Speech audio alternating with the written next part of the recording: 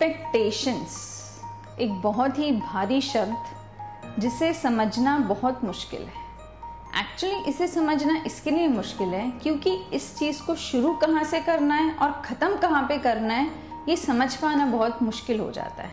So ladies and gentlemen, today we are going to start our topic expectations with two short stories. One story is related to a king and other story is related to a dog. So the first story goes like this. एक राजा अपने महल के बाहर जाता है। वो देखता है कि एक बहुत गरीब बूढ़ा सा आदमी उसके महल के बाहर खड़ा है। वो जाके उसको पूछता है कि अरे आप इतनी ठंड में ऐसे क्यों खड़े हो, मतलब इतने पतले कपड़े पहन के खड़े हो, आपको ठंड लग जाएगी। तो वो जो बूढ़ा आदमी होता है वो बोलता है कि मेरे पास कोई ठंड के गर्म कपड़े नहीं है, मैं ऐसे कोई कपड़े अफोर्ड नहीं कर सकता और मैं सालों से यही कपड़े पहनता आया हूँ, तो मुझे कोई दिक्कत नहीं हो रही है सच। पर राजा को लगता है कि नहीं बहुत ठंड है, इसको ठंड लग जाएगी। तो वो कहता है कि मैं अंदर जाके अपने जो भी लोग हैं उन्हें भिजवाता हूँ और आपके लिए थोड़े गर्म कपड़े भिजवाता हूँ। तो वो बूढ़ा आदमी खुश हो जाता है। वो बोलता है अच्छा चलिए ठीक है। तो वो वेट कर रहा होता है कि भाई अंदर से कोई आएगा बाहर उसके लिए वो कपड़े लेके। बट जैसे ही राजा महल में जाता है वो उस बात को भूल जाता है और उसके जो रूटीन के काम है उसमें वो लग जाता है। इस तरह शाम के टाइम शाम चली जाती है, रात चली जाती है। अगले दिन सुबह जब राजा के जो लोग हैं जो बाहर महल से बाहर आते हैं वो देखते हैं कि ये जो बूढ़ा आदमी था वो मर चुका है ड्यू टू कोल्ड, इतनी ठंड थी वो। और उसके हाथ में वो एक लेटर लिखा था उसने राजा के नाम पे। उसमें ऐसा लिखा था कि आज तक मैं इन्हीं कपड़ों में रहा पूरी ठंड में, बट कल पता नहीं ऐसा क्या हुआ मुझे जिसके कारण आपने जो मेरे दिल में उम्मीद जगाई या आपने एक अपेक्षा जगाई जिसके कारण मेरा दिमाग और मेरा शरीर उस चीज़ को सहन नहीं कर पाया क्योंकि वो चीज़ पूरी नहीं हुई। इसीलिए ऐसी सिचुएशन आई उसके सामने कि वो मेंटली और फिज़िकली बहुत उसने ऐसी एक्सपेक्टेशन लगा रखी थी कि शायद नहीं, राजा ने जैसे बोला था कि वो भेजेगा, उससे सोचा वो आया नहीं, तो वो चीज़ वो नहीं सह पाया। So what does expectation does? Expectations अपन को वीक बना देती है। क्यों? क्योंकि अपन किसी पे उसके लिए डिपेंडेंट हो जाते हैं। अब इसका और एलैबोरेशन मैं करूँगी आगे के एक्सप्लेनेशन में। उससे पहले जो सेकेंड स्टोरी है, second story is all about a dog. एक बहुत फेथफुल डॉग होता है जो अपने मास्टर के साथ रहता है। उसका मास्टर उसे बहुत से काम कराता है। एक दिन वो डॉग शॉप पे जाता है। उसके नेक पे एक बैग होता है जिसमें एक चिट में कुछ आइटम्स लिखे होते हैं, ग्रोसरी के आइटम्स, और कुछ पैसे होते हैं। तो जैसे ही वो डॉग शॉप में आता है वो शॉपकीपर उसके बैग से वो चिट निकाल लेता है, जो भी सामान उसमें लिखा होता है उस बैग में डाल देता है और अकॉर्डिंगली जितना भी मनी होता है वो उस बैग में से ले लेता है। फिर वो डॉग निकल के जाता है बस स्टॉप पे, उस शॉप से निकल के। जैसे ही वो बस स्टॉप पे जाता है, बस आती है, वो बस में चढ़ जाता है। कंडक्टर वापस उसके गले में बैग देखता है, उसमें एक एड्रेस लिखा होता है। तो कंडक्टर अकॉर्डिंगली वो एड्रेस पे उसको उतार देता है डॉग को, और जो भी पैसे होते हैं कंडक्टर अपने आप ले लेता है उस बैग में से। ये सब जब वो डॉग शॉप पे आया था तो शॉपकीपर देखना चाहता था कि डॉग आखिर जा कहाँ रहा है। तो इस तरह से वो शॉपकीपर ने उस डॉग का पीछा किया। जब वो बस में चढ़ा तो शॉपकीपर भी बस में चढ़ा, और जैसे ही वो डॉग अपने डेस्टिनेशन पे उतर गया वो शॉपकीपर भी उतर गया। जैसे उसने देखा कि अब जब वो डॉग अपनी जगह पे, अपनी डेस्टिनेशन पे पहुंच के अपने घर पे, अपने मास्टर के घर पे जाके डोरबेल बजाता है। डोरबेल बजते ही उसका मास्टर बाहर आता है और स्टिक से ज़ोर ज़ोर से डॉग को मारने लगता है। तो शॉपकीपर देख के एकदम हैरान रह जाता है। वो सोचता है अरे ये बेचारा डॉग इसके लिए इतनी मेहनत करके काम करके सब सामान लेकर आया और ये इसको इतने ज़ोर ज़ोर से मार रहा है। तो शॉपकीपर उसको रोकता है और बोलता है अरे क्या हुआ, तुम इसे मार क्यों रहे हो? तो वो जो उसका मास्टर होता है वो बोलता है कि इसको मैंने कहा था कि तू घर की चाबी लेके जाना, लेकिन ये लेके नहीं गया। इसके कारण इसने डोरबेल बजाई। डोरबेल बजाने के कारण मेरी नींद खराब हो गई और मुझे उठना पड़ा इसके लिए गेट खोलने के लिए। सो शॉपकीपर सोचता है कि ये होता है एक लेवल ऑफ एक्सपेक्टेशंस कि कितना भी तुम कर लो, कहीं ना कहीं वो ऐसी सिचुएशन पे आ जाएगा कि सामने वाला और आप दोनों दुखी होंगे उस चीज़ से जिसका कोई सोल्यूशन नहीं होता। So these were two short stories related to expectations. अब एक्सपेक्टेशंस एक ऐसी चीज़ है जो ख़त्म नहीं की जा सकती, लेकिन उसको थोड़ा सा बैलेंस किया जा सकता है, राइट। बैलेंस कैसे किया जा सकता है उसको भी मैं बताऊंगी आगे, बट कुछ एक चीज़ें हैं जो एक्सपेक्टेशन से रिलेटेड है। कोई आदमी कुछ वैसा नहीं करेगा जैसा आप चाहोगे, सब अपनी अपनी इच्छा से ही करेंगे। So why to waste time in silly expectations. Expectations को नेचुरल सफरिंग भी कहा जाता है। क्यों? क्योंकि यहाँ पे सिर्फ आपको सफरिंग मिलती है, इन रिटर्न कुछ भी नहीं मिलेगा, सिर्फ आप सफ़र करते जाओगे अगर आपने बहुत ज़्यादा एक्सपेक्ट किया है तो। Therefore it is wisely said, stretch your abilities not your expectations. अपनी काबिलियत को बढ़ाओ, अपनी अपेक्षाओं को मत बढ़ाओ। अब एक सवाल आपके मन में आएगा कि एक्सपेक्टेशंस हम कैसे नहीं बढ़ा सकते। आई मीन एक्सपेक्टेशंस तो एक नेचुरल ह्यूमन इंस्टिंक्ट होता है जो हर इंसान में होता है। We are human beings, right. अपन कोई रोबोट तो है नहीं, अपने अंदर फीलिंग्स होती है, इमोशंस होती है, बहुत सी ऐसी चीज़ें होती है जो अपने अंदर है, जो अपन एक्सपेक्टेशंस के थ्रू बोल के सब निकाल सकते हैं।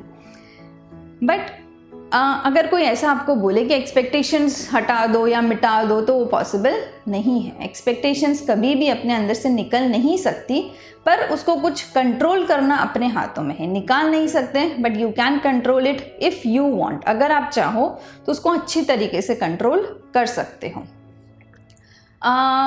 जैसे कॉमर्स के जो स्टूडेंट्स हैं उन्होंने स्टैटिस्टिक्स में पढ़ा होगा नॉर्मल कर्व। नॉर्मल कर्व कैसे चलता है? ऐसे चल के नीचे आता है, राइट। सो आप एक्सपेक्टेशंस को उससे बहुत अच्छी तरह रिलेट कर सकते हो। अब आप सोचोगे कि नॉर्मल कर्व और एक्सपेक्टेशंस का क्या रिलेशन है। देखिए मैं समझाती हूँ। उसमें क्या होता है, देखिए जब नॉर्मल कर्व राइज होने लगता है तो शुरू में सिर्फ वो इतना होता है, इतना होने के बाद वो इतना इतना इतना बढ़ता है और फिर वापस वो इतना हो जाता है, राइट। तो हर जो रिलेशंस है, that relation can be a parent child relationship, husband wife relationship, girlfriend boyfriend relationship, friends का रिलेशनशिप। कोई भी रिलेशनशिप में क्या होता है, जब जब रिलेशनशिप शुरू होता है तब वो बहुत छोटे लेवल पे होता है। तब आपके पास इतनी उम्मीद या इतनी एक्सपेक्टेशंस नहीं होती उस रिलेशन से। क्यों नहीं होती? क्योंकि अभी तो शुरू हुआ है, आप अभी तक एक दूसरे को जानते भी नहीं हो बराबर। बट जैसे जैसे वो रिलेशन ग्रो करने लगता है, अपनी एक्सपेक्टेशंस ग्रो करने लगती हैं, तो धीरे धीरे धीरे वो कर्व बढ़ने लगता है, फिर एक पीक पे आ जाता है, राइट। जब वो उस पीक पे आ गया, अब अगर आपको वापस नीचे लाना है वो जो नीचे लाना जो होता है उससे बहुत समझदारी कही जाती है। बट प्रॉब्लम क्या है लोगों की कि वो कर्व नीचे लाते ही नहीं है। वो कर्व सिर्फ उनका ऐसे स्ट्रेट चलता रहता है, जिसके कारण डिसअपॉइंटमेंट, सफरिंग्स, डिप्रेशन, बहुत सारे कॉजेज़ है इस चीज़ के। अब इस चीज़ को मैं आपको समझाती हूँ एक एग्जाम्पल देके। एक कपल का एग्जाम्पल, एक हस्बैंड और वाइफ है। हस्बैंड और वाइफ बहुत अच्छे से उनकी लाइफ चल रही है, कोई प्रॉब्लम नहीं है ऐसे उनकी लाइफ में। हस्बैंड को भी लगता है मेरी वाइफ बहुत खुश है, हमारी लाइफ में सब कुछ ठीक ठाक चल रहा है। लेकिन प्रॉब्लम ये है कि वाइफ उस हस्बैंड से बहुत कुछ एक्सपेक्ट करती है। एक्सपेक्ट इन द सेंस कि वाइफ को लगता है कि मेरा हस्बैंड ये भी करना चाहिए, मेरे लिए वो भी करना चाहिए। बट ये सब जो चीज़ें हैं वो हस्बैंड को पता ही नहीं है। तो अब इसमें गलती किसकी? वाइफ की। वाइफ की गलती इसलिए क्योंकि कभी उसने अपने हस्बैंड को कम्युनिकेट ही नहीं किया कि वो क्या चाहती है, उसकी एक्सपेक्टेशंस क्या है अपने हस्बैंड से, राइट। दो तरह के रिलेशंस होते हैं। एक रिलेशन ऐसा होता है जिसमें आप कुछ नहीं कह के भी सामने वाला सब कुछ समझ जाता है। Those are awesome relationships. क्यों? क्योंकि वो शक्ल देख के या आंखें देख के समझ जाएंगे कि इनको क्या प्रॉब्लम है क्या नहीं है। बट हर रिलेशनशिप वैसा नहीं होता। You need to communicate. आप कम्युनिकेट नहीं करोगे तब तक सामने वाले को नहीं समझ आएगा कि आपकी क्या उम्मीदें हैं या आपकी क्या एक्सपेक्टेशंस है, राइट।